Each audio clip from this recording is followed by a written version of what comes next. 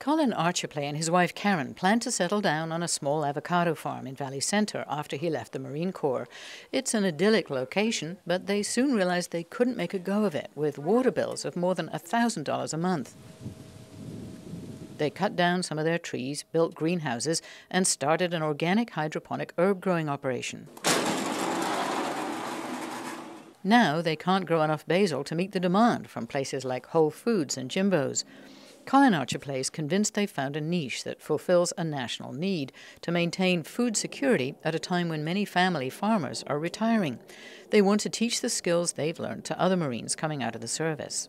The USDA has a push right now to create 100,000 new farmers per year over the next 5 years. They're not going to meet those goals, but we think we have a population that can certainly help, who have the motivation and the willingness to do this, as well as the leadership skills and the management ability to operate a business. The Archi believe these qualities learned in the military translate well into entrepreneurship, and farming already runs in the blood for many of those who enlisted. One of the reasons why military people would be interested in this is 45% of military come from rural backgrounds.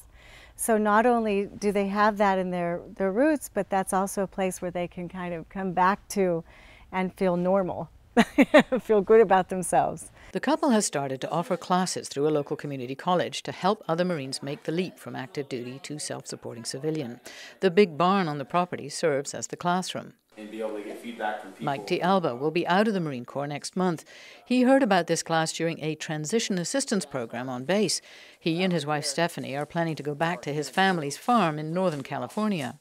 Growing up, you know, I always had a big interest in gardening and growing plants in general. To be able to put something in the ground and watch it evolve in front of you and know that you know, you were the one that you know, created that. So I mean, it was just a hobby, and you know, I developed a passion for it. D'Alba has served 4 years in the Marine Corps. My specific job that I had, which was a water support technician, where we dealt with water purification, filtration, location, distribution, things of that nature.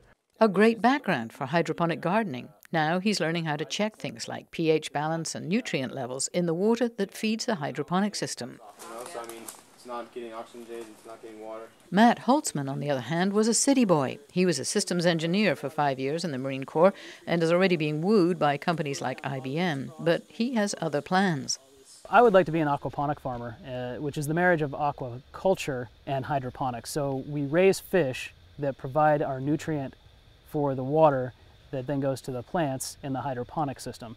Those plants then filter out that water and it returns to the fish. So just like hydroponics, we use 90% less water. However, we don't have to add nutrient to that water like they do here. Holtzman explains how a 300-gallon tank recirculates water filled with organic nutrients to irrigate the lettuce and Swiss chard with far less water than conventional gardens would use. Archi's Acres is doing something that is kind of groundbreaking, using organic growing techniques with hydroponics, because most folks just pump it full of chemicals. They just nitrogen-rich chemicals that come in a bottle, boom, and they're done.